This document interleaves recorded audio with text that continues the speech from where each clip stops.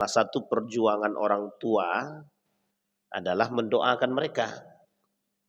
Kenapa kok dikatakan perjuangan? Jadi Bapak Ibu, ketika anak itu dititipkan kepada kita, maka itu adalah amanah yang besar. Besar sekali amanahnya. Sampai kalau anak ini tidak kita ajarkan agama, tidak kita kenalkan dengan Sang Pencipta, tidak kita kenalkan dengan ibadah, maka orang tuanya pengkhianat. Jadi orang tuanya pengkhianat. Jadi kalau ada anak yang tidak diajar oleh orang tuanya tentang agama, maka orang tuanya pengkhianat. Itu salah satu amanah terbesar anak itu. Nah, dalam ketika anak ini diberikan, bentuk amanahnya itu apa? Pendidikan. Pendidikan yang seperti apa? Pendidikan agama. Makanya istilahnya itu Bapak Ibu, anak itu adalah amanah. Nah, amanah itu kalau tidak dilakukan dengan baik jadinya khianat. Makanya salah satu bentuk pengkhianatan kepada Allah adalah tidak memberikan pendidikan agama kepada anak. Sekarang pertanyaannya, apa hukum pendidikan agama bagi anak? Wajib. Apa hukumnya pendidikan agama bagi kita semua? Wajib. Jadi ilmu agama itu adalah kewajiban. Fardunnya bukan fardu kifayah, tapi fardunya ain. Jadi ilmu agama itu fardu ain. Bapak Ibu ahli fisika, sebelum Bapak Ibu ahli fisika atau setelah Bapak Ibu jadi ahli fisika, menuntut ilmu agama sampai mati. Menuntut ilmu agama wajib sampai mati. Wajibnya wajib ain. Jadi kalau ada keluarga yang tidak mengerti sholat, tidak mengerti ibadah, tidak mengerti zakat, itu memang pelajaran besar. Makanya salah satu tantangan penyimpangan atau degradasi akhlak dan moral itu adalah agama. Misal, dalam rumah tangga kita misal, ada anak kita nggak ngerti agama. Coba perhatikan bagaimana akhlaknya itu. Dia tidak sholat, tapi perhatikan akhlaknya. Itu salah satu tantangan berat dalam rumah tangga, Pak. Kita punya suami taat, belum tentu istrinya taat, Pak. Kita punya istri taat, belum tentu suaminya taat. Dan ini sudah disampaikan di dalam Al-Quran dalam berbagai macam model itu. Kalau kita lihat pendidikan rumah tangga di dalam Al-Quran, yang menjadi modelnya itu ada lengkap. Ketika ada suaminya Fir'aun, istrinya Asia. Ini cerminannya, suaminya bejat, istrinya solehah. Tapi ada sebaliknya, ada suaminya soleh, istrinya tidak solehah. Contoh, istri Nabi siapa?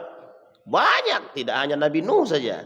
Di akhir masa penyakit yang dialami Nabi Ayub alaihissalam, misalkan, goyang juga istrinya, goyang. Tapi ada dua-duanya baik. Nabi Muhammad dengan Siti Khadijah, Aisyah, dan beberapa istrinya. Istri Nabi Muhammad itu banyak. Zainab binti Jahsin, Zainab binti Khuza'ah, itu wanita-wanita solehah semua. Tapi justru ada sebaliknya, dua-duanya bejat. Siapa contohnya dua-duanya bejat itu? Abu Lahab dan istrinya, Abu Jahal dan istrinya. Sementara Abu Sufyan dan Hindun berubah menjadi orang soleh dan solehah. Hindun mati dalam keadaan syahid. Abu Sufyan mati dalam keadaan mulia, dan itu yang dijadikan contoh. Dan semua sudah ada contoh rumah tangga yang baik itu. Harun dan Hana misalkan. Ini contoh-contoh yang diberikan. Bapak Ibu sekalian yang berbahagia, maka ketika kita berbicara persoalan keluarga tadi, pendidikan utama yang harus diberikan kepada keluarga itu adalah agama. Makanya tugas suami itu berat.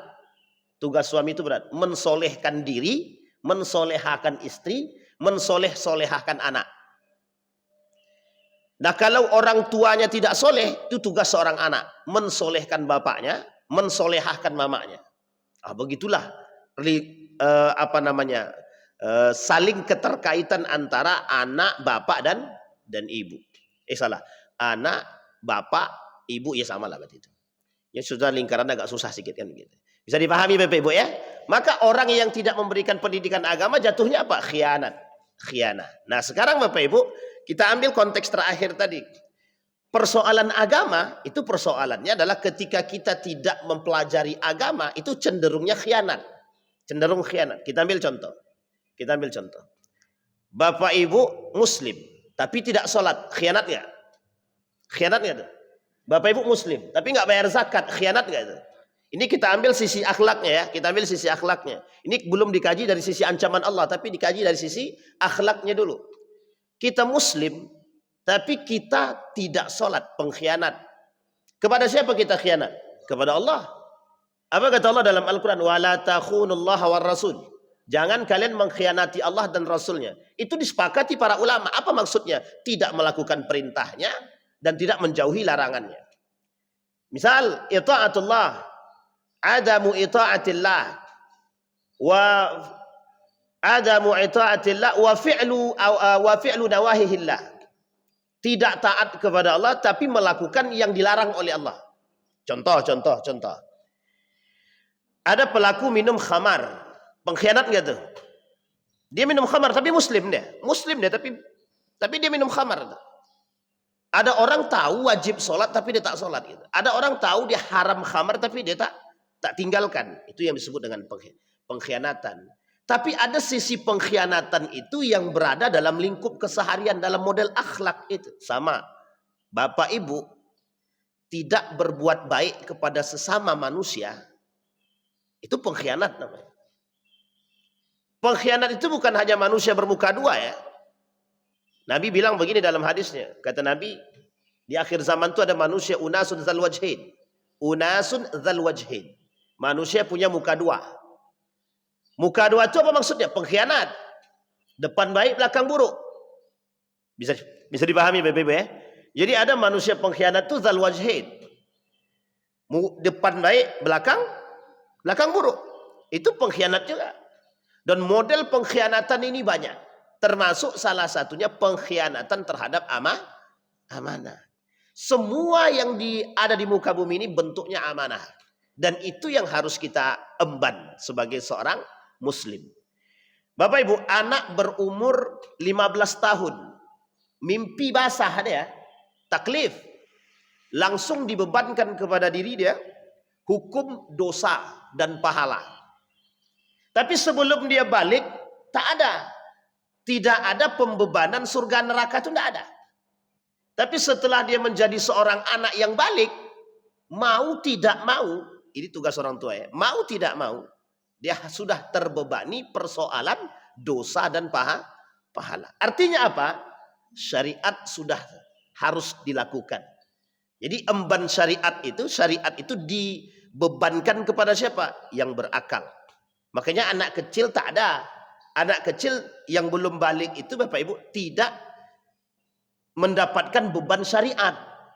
Orang gila ada beban syariatnya? Orang gila ada enggak beban syariatnya? Enggak ada. Karena belum punya akal. Sekarang saya tanya Bapak Ibu, ada orang lupa dia. Bisa enggak orang lupa itu dibebankan syariat? Enggak usah gila lagi, lupa dia. Bisa enggak dibebankan syariat? Enggak bisa. Jangankan lupa, orang tidur bisa enggak dibebankan syariat? Enggak bisa. Makanya ada istilah rufi al-qalam. Istilah rufi al-qalam itu diangkat beban itu dari mereka. Artinya pembebanan dalam bentuk ancaman itu diangkat. Bagi mereka dalam 3 hal. Orang yang tertidur sampai dia bangun, anak kecil sampai dia balik, orang yang hilang akal sampai dia sadar ataupun lupa sampai dia ingat. Itu rufi al-qalam namanya. Makanya ada istilah para ulama itu, anak kecil baru bisa terhitung dosa ketika dia sudah balik. Contoh Bapak Ibu sholat subuh jam 8 karena baru bangun. Salah dosa tidak. Bisa dipahami Bapak Ibu ya? Dia ada salah tapi tak berdosa itu ada. Ada salah tapi tak berdosa itu ada. Salah dia salah tapi tak berdosa. Ya karena apa? Karena ada orang yang tidurnya memang udah kayak siapa tuh yang tak bangun-bangun apa namanya? Pokoknya itulah, tidur tak bangun-bangun gitu misalkan. Ada orang tidur yang susah bangun itu ada. Saya pernah temukan orang yang susah tidur, Pak. Dipukulin pakai sajadah, tak bangun juga. Coba tanya sama Pak Imam yang kalau pernah di pesantren. Itu banyak sekali kita temukan santri-santri itu yang susah bangun. Disiramkan air saja ke kepalanya, itu tidur di dalam air dia, Pak. Saking parahnya lagi, bisa tidur sampai sedang antri kamar mandi bisa tidur. Antri itu kan berdiri, itu bisa tidur. Nah, coba bayangkan, artinya memang ada manusia begitu. Itu kalau dia terbangun jam 8 pagi, baru terbangun di situ sadarnya. Sudah alarm, sudah dibangunkan, tapi tidak bangun. Kecuali dia sadar, kemudian tidur balik. Itu lain cerita. Bisa dipahami Bapak Ibu? Orang seperti ini, bisa nggak terbebani dosanya? Nggak bisa, Pak. Karena itu juga bukan keinginan dia. Makanya ketika dia bangun jam 8, langsung dia qada salat subuhnya. Ya, di qada salat subuhnya, dia langsung salat, salah tapi tidak berdosa. Makanya orang gila itu tidak ada beban bagi mereka untuk mohon maaf, untuk salat, enggak ada. Orang gila. Orang gila. Makanya Bapak Ibu sekalian yang berbahagia, salah satu yang menyebabkan rusaknya akal itu apa? Khamar. Minuman keras. Yang suka minum minuman berbintang segala macam tuh, itu kan minuman khamar itu, minuman keras itu. Minuman keras bukan es batu ya, tapi kamput ya, apa namanya? Ya itulah pokoknya. Ya, abang lebih paham bang. Jadi Bapak Ibu itu merusak akal, merusak akal. Ibu lihat ya Bapak Ibu lihat, ada orang yang sudah stadium 3 dalam narkoba itu, artinya dia sudah tingkat tinggi narkobanya. Itu sakau itu, kalau udah sakau itu meracau semua tuh, mengacau semua dia itu. Omongannya nggak akan ada yang lurus itu Pak. Nggak ada yang lurus itu sudah. Nah dalam kondisi seperti ini, itu nggak bisa kita, ayo sholat. Nggak bisa itu Pak. Nggak bisa itu. Ditempelengin pun belum juga sadar itu, belum tentu itu. Ini orang seperti ini nggak bisa. Maka kondisi itu, makanya Islam itu sangat adil sekali menempatkan sesuatu pada posisinya. Bisa dipahami Bapak Ibu ya? Nah konteks kita sekarang adalah bagaimana kita tidak menjadi seorang pengkhianat. Konteks kita adalah bagaimana kita tidak menjadi seorang pengkhianat. Dalam konteks apa? Dalam konteks amanah. Amanah kepada siapa? Kepada Allah dan Rasulnya. Apapun itu. Sebagai seorang ayah, sebagai seorang ibu, memang kita tidak boleh menjadi pengkhianat, tidak boleh. Apalagi seorang pemimpin. Pemimpin juga amanah. Kullukum ra'in wa kullukum mas'ulun an ra'iyatihi. Setiap orang itu pemimpin dan dia punya tanggung jawab terhadap setiap rakyatnya. Pertanyaannya adalah, itu amanah atau bukan? Amanah. Sekarang kita perhatikan Bapak Ibu. Apa kata Nabi dalam hadisnya? La taqumus sa'ah, kata Nabi, tidak akan terjadi la taqumus sa'ah, tidak akan terjadi hari kiamat kata Nabi, hatta tazhar, sampai akan muncul al-fakhshu wat tafakhus. Persoalannya perkataan keji dan kebiasaan perbuatan keji. Wa qati'atur rahim, orang yang suka memutus silaturahim. Wa su'ul mujawarah. Kemudian wa hatta tu'manul wa hatta yu'tamanul kha'in wa yukhawinul amin. Kata Nabi, tidak akan terjadi hari kiamat sampai muncul di tengah umat manusia itu yang terakhir kita ambil, para pengkhianat. Orang khianat dianggap jujur, orang jujur dianggap pengkhianat. Yu'tamanul kha'in wa yukhawinul amin. Kata Nabi, di akhir zaman itu akan lahir para pengkhianat. Sekarang saya tanya Bapak Ibu. Tapi kita pakai jujur-jujuran, tidak usah takut ya. Kita jujur-jujuran. Bapak Ibu sudah lihat belum orang-orang pengkhianat hari ini? Sudah lihat belum para pengkhianat hari ini? Kalau Bapak Ibu sudah lihat, itulah wajah dunia di akhir zaman tuh begitu. Jadi di akhir zaman itu nanti Bapak Ibu, itu paling banyak pengkhianat semua. Di akhir zaman tuh paling banyak pengkhianat. Mencari orang jujur tuh susah. Makanya kalau sekarang nih, orang jujur, ini orang jujur ya, tidak usahlah berharap untuk dapat jabatan. Tidak usah berharap. Dan tidak usah bermimpi. Sulit. Kalaupun ada 1-2. Kenapa demikian?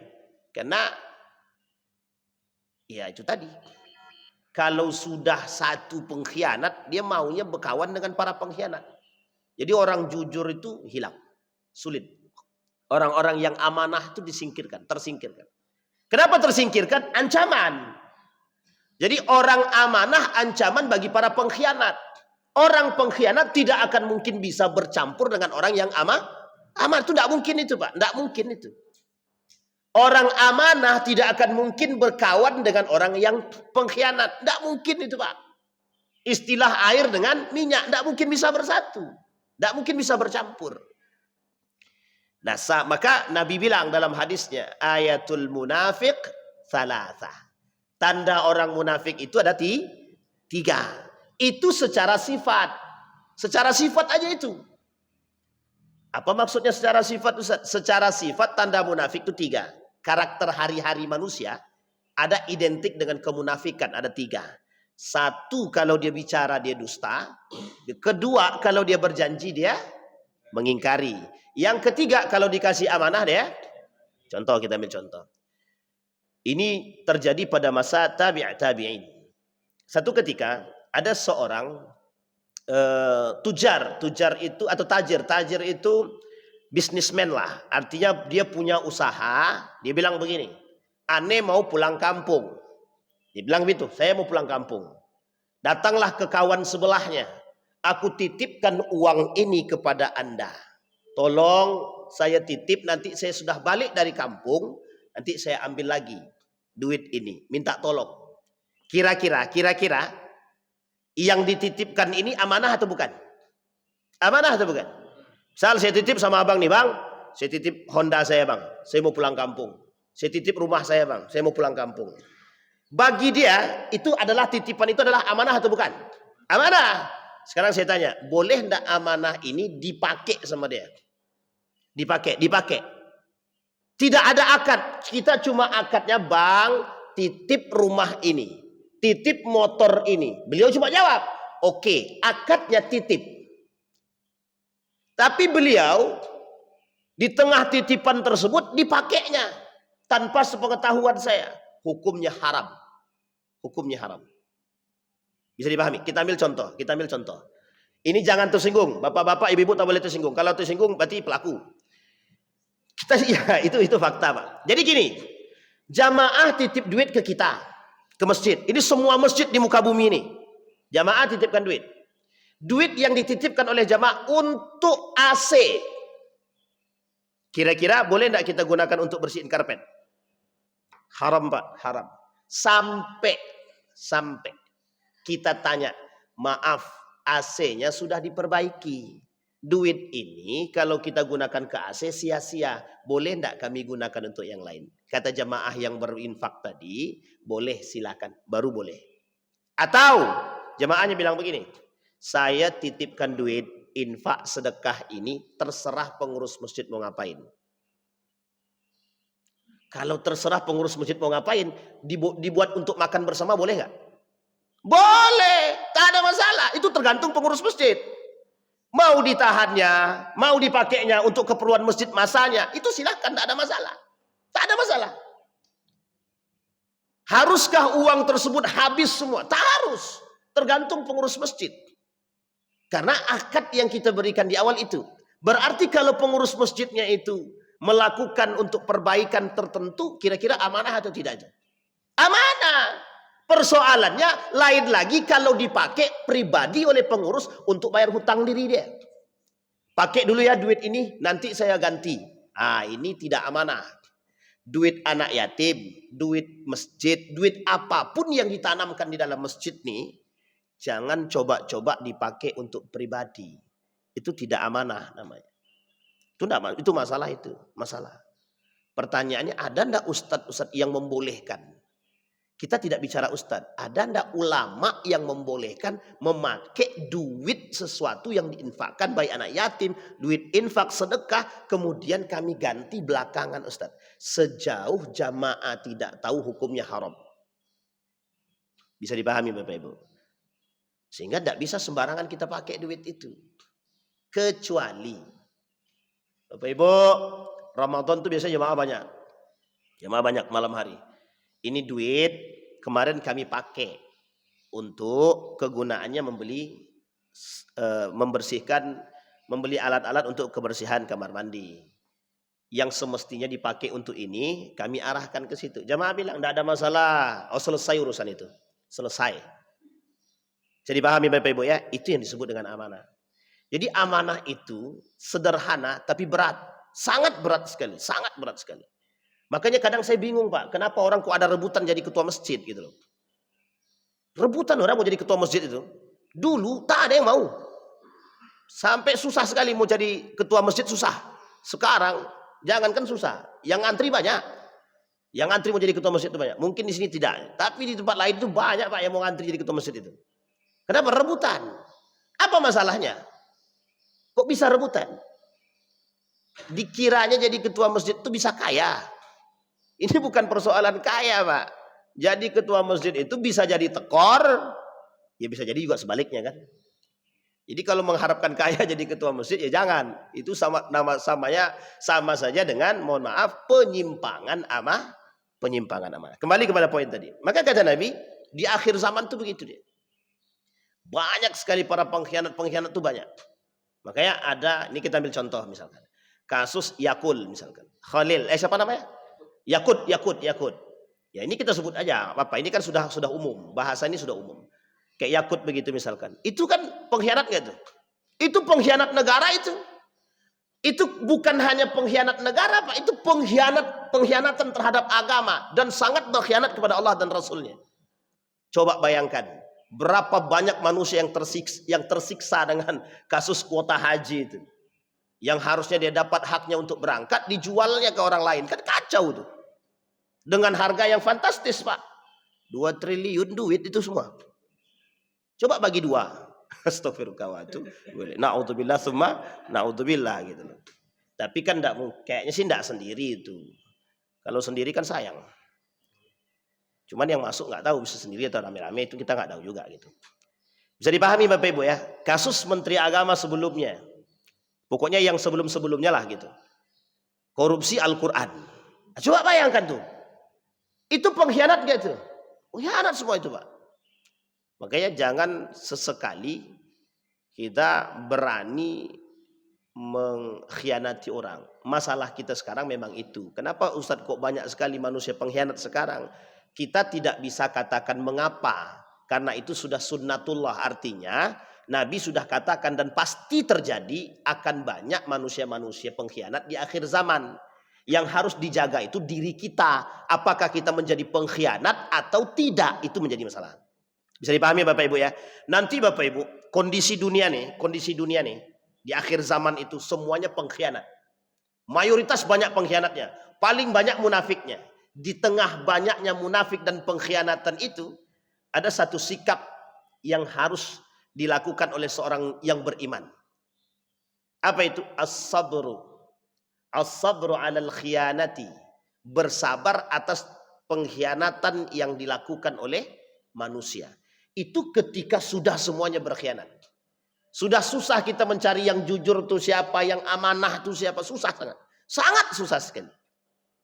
Maka kalau bisa yang hadir ini jangan sampai kita jadi pengkhianat. Kitalah yang menghidupkan suasana itu, yang mengganti suasana itu, yang para pengkhianat itu, yang harus kita ganti. Kadang Bapak Ibu susah karena memang lingkungan. Apa maksud Ustadz lingkungan? Ya lingkungannya ya itu tadi. Kalau sudah berada di lingkungan pengkhianat ini susah juga. Saya agak teringat dengan perkataannya Mahfud MD itu. Malaikat aja masuk sini bisa jadi iblis katanya. Itu kan pernyataan yang bingung kita itu. Antara serius atau main-main gitu. Apa maksudnya itu?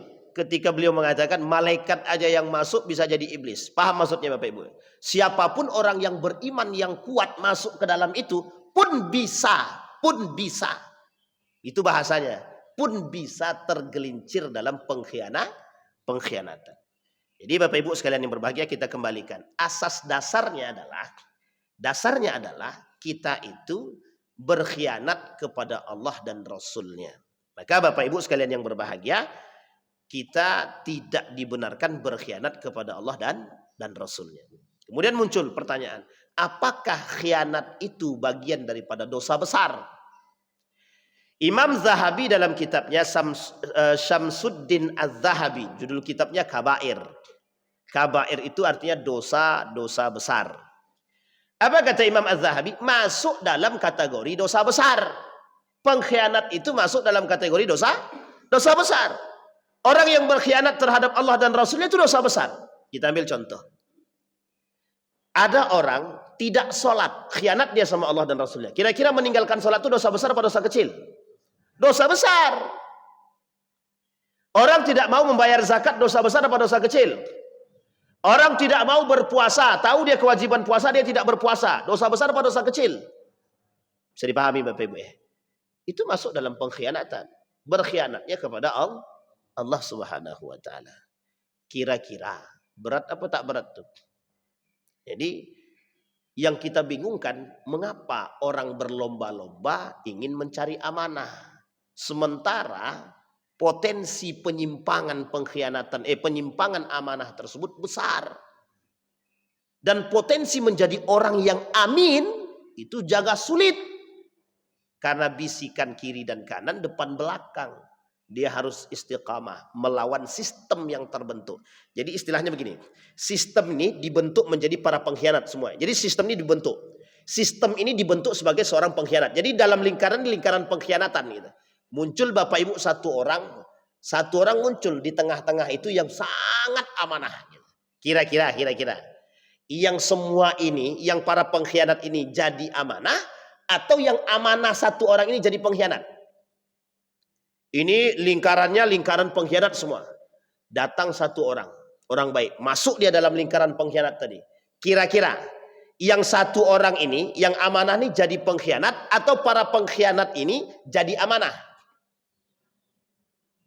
Itu tergantung lagi sudah.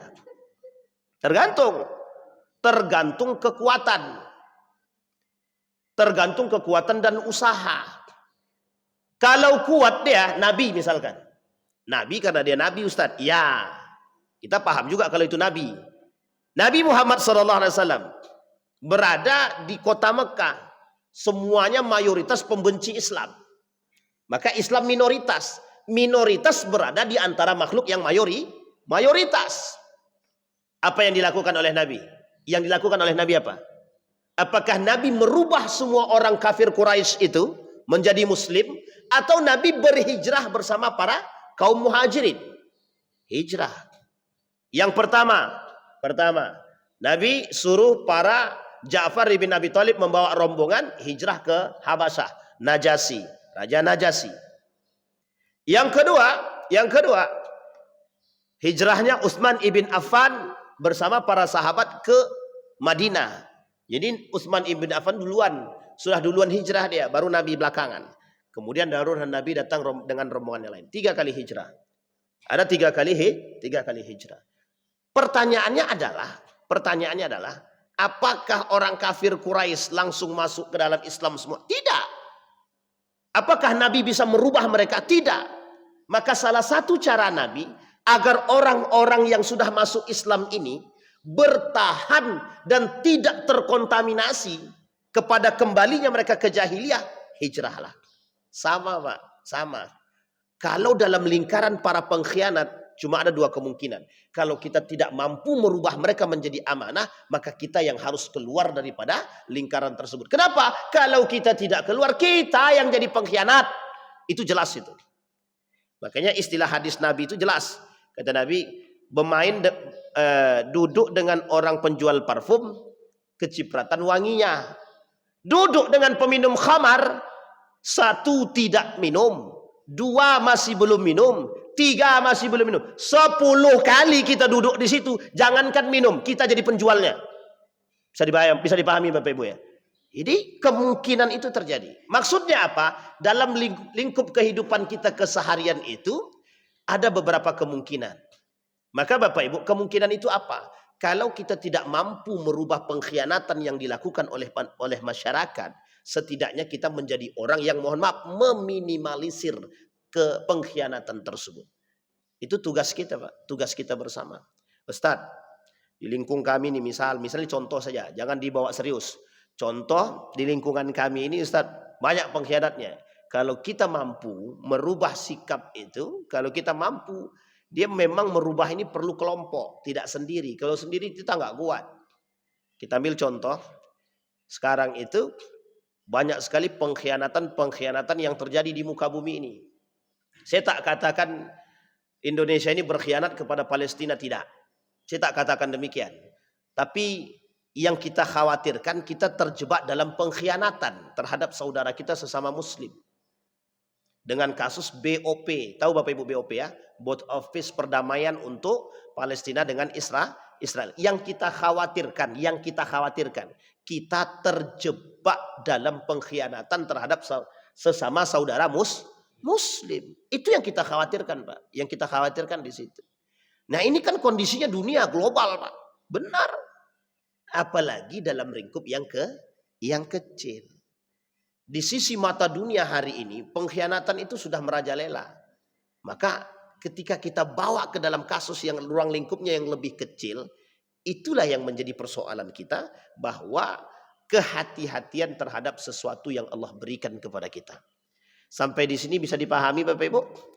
Aman? Masih aman? Baik. Tidak ada yang tersinggung kan?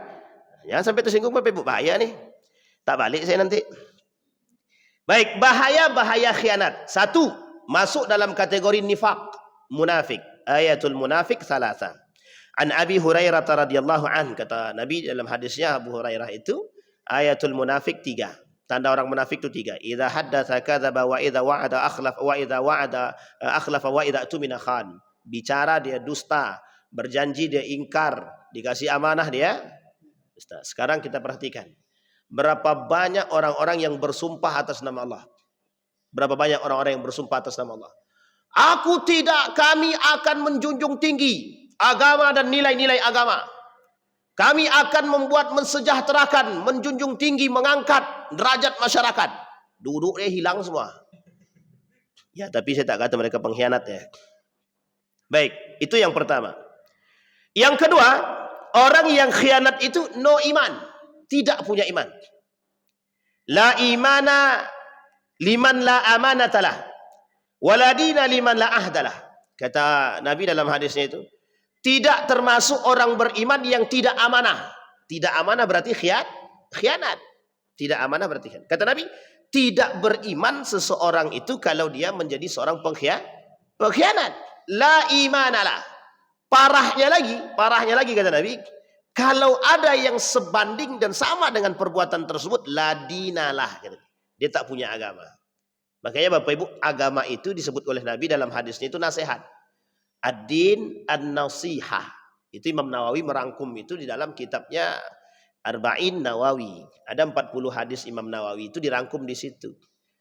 Ini adalah akhlak mahmudah. Jadi amanah itu masuk dalam kategori akhlak mahmudah. Akhlak yang terpuji. Lawan akhlak terpuji itu namanya akhlak al-mazmumah. Akhlak yang tercela. Amanah terpuji. Khianat tercela. Mazmumah. Mazmumah itu tercela. Baik. Jadi la imana liman la amanatalah, waladina liman la ahdalah.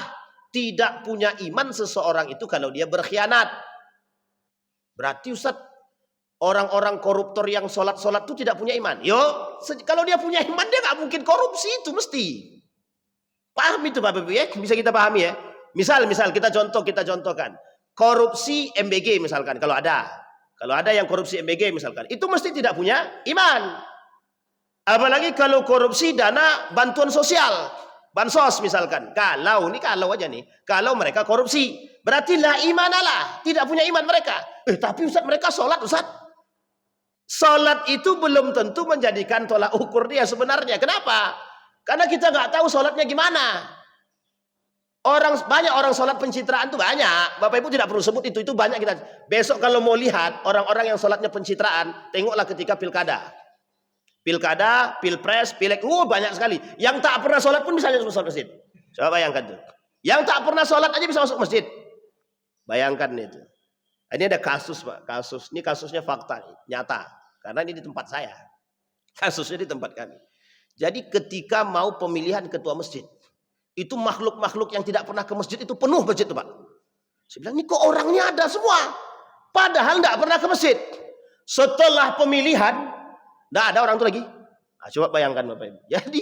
Jadi jangan dikira orang-orang yang masuk ke masjid itu belum tentu tidak korupsi, tidak berkhianat, belum tentu, Pak. Makanya tolak ukurnya adalah, ya memang salah satunya adalah memang sholat. Tapi sholatnya yang seperti apa? Nah, sekarang saya lihatin Bapak Ibu. Sholat itu banyak macamnya Bapak Ibu.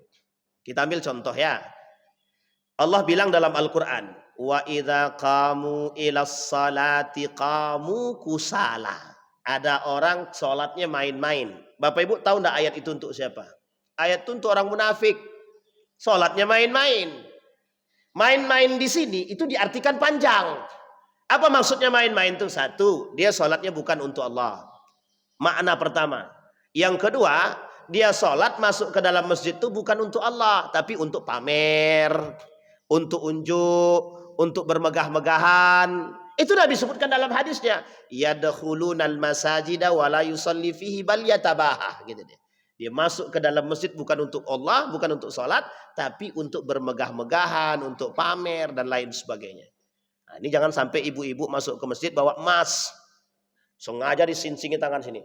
Allahu Akbar, biar nampak orang emas di tangannya kan. Nah, itu sama saja itu. Nah, itu contoh lah, contoh. Tapi kan tidak ada ibu-ibu yang begitu. Tidak ada satu atau tidak ada dua, kita nggak tahu juga. Itu yang kedua. Jadi la imana liman la amanatalah waladina liman la ahdalah. Yang kedua. Sekarang yang ketiga. Orang yang khianat adalah calon penduduk neraka. Nah, ini saya kasih tahu. Penghuni neraka itu kita ambil nerakanya yang paling sadis, Pak. Namanya neraka jahanam. Jadi 8 pintu neraka itu, 8 pintu neraka. Bapak dari pintu semua neraka itu satu aja bapaknya. Jahanam. Jahanam. Nah, penghuni neraka jahanam itu setidaknya ada 3. 1 orang musyrik, orang kafir, orang munafik. Kata Allah dalam Al-Quran, innallaha jami'al munafiqina wal kafirina fi jahannama jami'an. Orang munafik itu nerakanya jahanam. Yang kedua, dalam ayat yang di dalam Al-Quran juga kata Allah, innal munafiqina fid darkil asfal minan nar. Orang munafik itu di kerak-kerak buminya itu. Tahu Bapak Ibu, kerak-kerak neraka, bukan kerak bumi ya, kerak neraka. Jadi yang menjadi bahan bakarnya neraka itu apa? Manusianya itu. Kira-kira sadis apa tak sadis itu? Jadi sesekali perlu dikasih tahu gambaran neraka jahanam itu bagaimana, biar agak takut kita sedikit. Tapi bukan kepada yang tua-tua, yang muda-muda. Kenapa begitu? Biar yang muda-muda. Yang muda-muda sekarang ini Bapak Ibu, mohon maaf ya. Inilah mungkin akibatnya tidak pernah kita sampaikan persoalan neraka kepada mereka. Berarti mereka nggak takut, jadi mainan dia. Bro, saya sedang di neraka nih, ternyata nggak panas-panas banget katanya. Masih ingat itu Bapak? Itu viral videonya itu. Coba bayang, Tuhan aja jadi gitu kan ya. Neraka jadi main kan ya. Bayangkan tuh manusia sekarang ya. Neraka diajak main nih. Tapi yakinlah orang-orang seperti ini, kalau mereka tidak bertaubat kepada Allah, mereka akan menjadi penghuni neraka. Dan neraka yang akan mereka tempati adalah neraka jahanam. Mempermainkan dan menentang Tuhan. Sama Pak, pengkhianat-pengkhianat itu para pengkhianat-pengkhianat itu menentang Tuhan dia. Coba Bapak Ibu bayangkan, 298 triliun, salah 928 terbalik, terserahlah pokoknya. Entah 200, entah 900 triliun yang dia korupsi itu tuh pengkhianatan besar itu. Bukan hanya kepada negara itu, bukan hanya kepada masyarakat, kepada Allah dan Rasulnya. Dan itu yang pengkhianatan yang paling berbahaya itu adalah pengkhianatan kepada Allah dan Rasulnya. Maka Allah sebut wala takhunullah war rasul. Baik. Di dalam apa itu Ustaz? Oh, suruk itu. Kita ambil 5 menit lagi. Habis itu boleh salat. Inna aradna al-amanah 'ala samawati wal jibal fa abaina an yahmilnaha wa ashfaqna minha wa hamalaha al-insan innahu kana zaluman jahula. Kata Allah di dalam Al-Quran dalam surat Al-Ahzab itu, salah satu kategori orang-orang pengkhianat itu zaluman jahula. Orang zalim yang bodoh. Jadi orang zalim, tapi Ustaz, dia tidak bodoh Ustaz, cerdas dia. Ah, inilah masalahnya Bapak Ibu. Sekarang kita lihat ya Bapak Ibu. Kenapa banyak orang-orang itu berkhianat? Apa sebab mereka berkhianat? Itu yang paling penting untuk kita pahami. Apa sebab orang berkhianat? Saya tanya Bapak Ibu, apa sebab orang berkhianat? Apa Bapak Ibu sebab orang berkhianat itu? Satu. Dua. Salah satu sebab orang berkhianat itu adalah tidak punya iman. Tidak punya iman. Yang kedua, cinta terhadap dunia. Yang ketiga, ittiba'ul hawa. Mempertuhankan hawa nafsu. Jadi orang-orang yang mempertuhankan hawa nafsu itu, itulah dia penyebabnya Pak. Jadi Bapak Ibu sekalian yang berbahagia, Ustaz, pertama maju Ustaz. 3 tahun pertama amanah sekali dia Ustaz. Tiba-tiba di 2 tahun terakhir sebelum akhir kepemimpinan dia, berubah dia menjadi pengkhianat dia Ustaz. Ya sudah terasa dia nikmat duit itu tadi. Jadi ya susah memang. Memang susah itu. Termasuklah salah satunya Bapak Ibu pengkhianat itu adalah orang-orang yang menyalahgunakan amanah. Berarti jual beli jabatan itu pengkhianatan. Pengkhianatan jual beli jabatan itu. Ustaz banyak yang tersinggung Ustaz. Semoga dia tobat. Harus begitu Bapak Ibu. Karena memang kalau kita tidak ingatkan, hukum yang tidak mengingatkan juga dosa. Yang tahu, ini Bapak Ibu yang perlu kita pahami Bapak Ibu, ada pelaku kemungkaran dan kemaksiatan. Bapak Ibu diam, apa hukumnya? Dosa. Ini khusus buat Pak RT, Pak RW misalkan. Di samping di tempat RT RW tersebut ada orang-orang yang melakukan perbuatan zina misalkan. Contoh, ada janda tidak punya suami, jelaslah janda tak punya suami jelas. Kalau janda punya suami itu bukan janda namanya. Ada janda, bolak-balik di situ laki-laki, tidak ada surat keterangan suami atau apa. Itu kalau RT RW-nya diam, itu satu kampung bisa dilaknat itu. Satu kampung dilaknat Allah Pak. Artinya apa? Itu artinya apa? Perhatian muslim sesama muslim. Makanya Bapak Ibu, kalau kita tidak mengingatkan orang yang salah, sementara ada orang melakukan kesalahan, kita tidak ingatkan, sementara kita tahu kebenaran itu, hukumnya dosa. Jadi Ustadz menasehati orang, mengingatkan orang, hukumnya apa? Wajib. Kita ambil contoh ya. Bapak Ibu dari rumah ke masjid. Sedang ke masjid, nengok tetangganya sedang main batu domino di warung kopi sambil jongkok. Tak sambil jongkok, tak sambil apa, terserahlah. Azan berkumandang, main masih jalan. Bapak Ibu datang ke situ.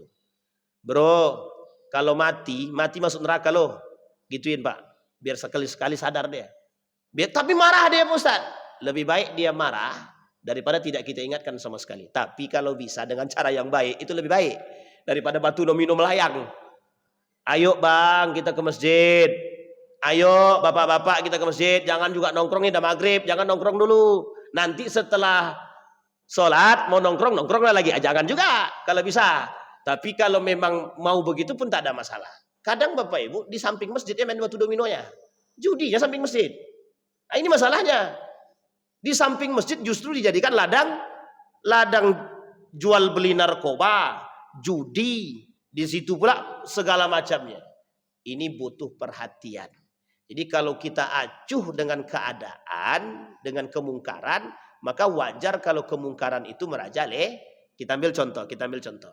Dulu kan Indonesia ini pengennya para koruptor itu ditembak mati atau potong tangan. Kalau Anies Baswedan pengennya dimiskinkan. Jadi orang-orang koruptor ini dimiskinkan. Itu sebenarnya konsepnya Nabi Yusuf alaihissalam. Nabi Yusuf itu, pada masa Nabi Yusuf itu, kepemimpinan Nabi Yusuf ketika menjadi penasehat kerajaan Mesir ketika itu, oleh Nabi Yusuf itu, orang kaya dimiskinkan, orang miskin dikayakan. Biar tahu rasa dia. Tahu dia rasa. Jadi ketika ngantri panjang sembako, itu salah satu yang ngantri itu adalah orang kaya. Yang dulu pernah berbuat zalim terhadap orang miskin. Itu penting Pak. Itu salah satu konsepnya Anies Baswedan. Nah, dulu pernah ada terjadi tembak mati. Koruptor tembak mati. Potong tangan. Makanya Bapak Ibu Indonesia menolak namanya hukum potong tangan. Tahu alasannya apa? Biar korupsinya merajalela. Nah, sekarang apa ternyata? Mohon maaf. Hampir sulit kita temukan yang tidak Itu dia. Bayangkan siapa yang masuk penjara itu. Yang sudah lama itu orang Pekanbaru sini. Keluarganya siapa tuh? Nasruddin. Siapa Nasruddin? Siapa? Nazarudin. Staf biasa tapi duitnya melimpah. Tak ada serinya. Nah, coba bayangkan tuh. Jadi yang koruptor itu bukan hanya yang atas saja, bawah juga bisa. Yang penting kita kerjasama bro, bagi-bagilah kan gitu.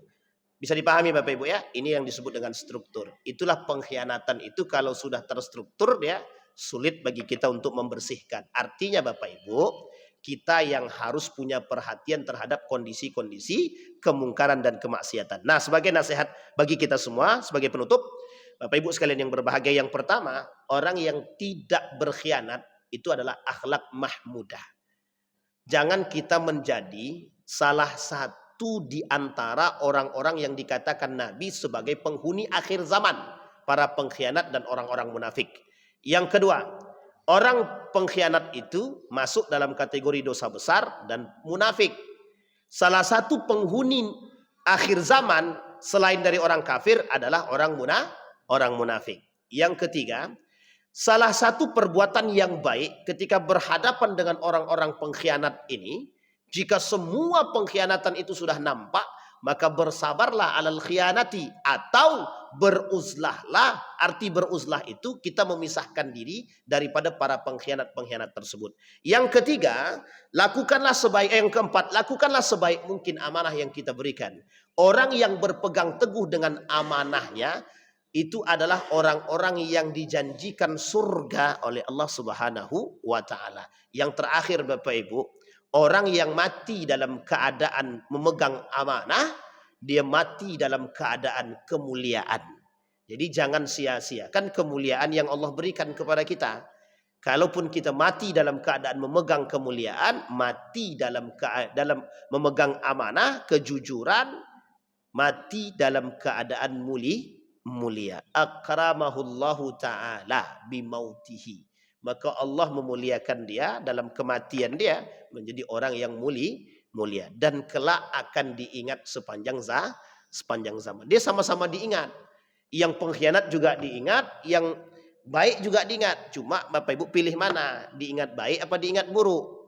Nah, kalau Bapak Ibu mau diingat buruk ya tobat. Itu yang paling penting untuk kita buat Bapak Ibu sekalian yang berbahagia. Ada pertanyaan Bapak Ibu? Tidak ada, alhamdulillah. Mesti tidak ada tuh, karena udah mau sholat kan. Terakhir ya, untuk Ibu terakhir. Satu terakhir ya. Silakan Bu. Waalaikumsalam warahmatullahi wabarakatuh. Innallaha ghafurur rahim. Betul.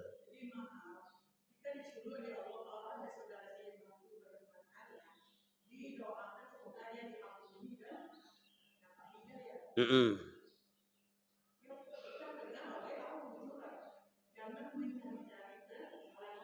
Mm-mm.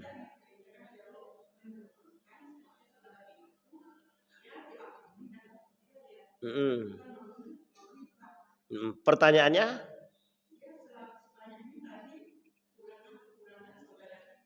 Mm-mm.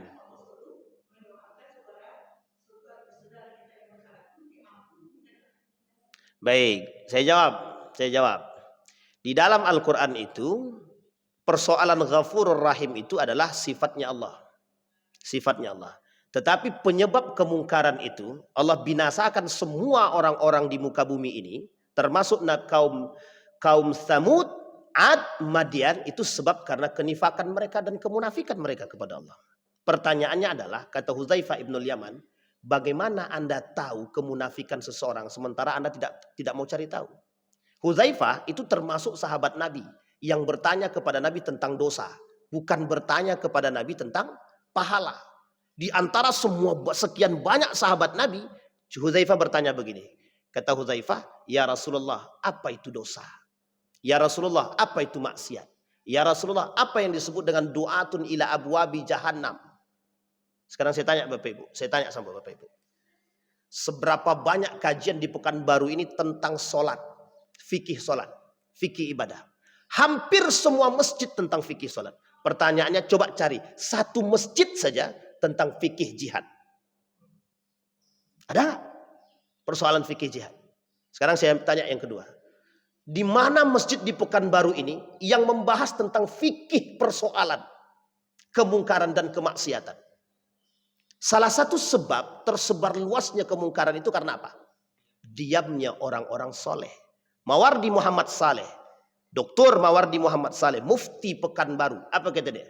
Ancaman yang Allah berikan kepada manusia dalam bentuk teguran karena sebab diamnya orang-orang beriman. Pertanyaan muncul. Dari mana orang beriman itu tahu kalau di sana ada kemungkaran? Dari mana dia tahu?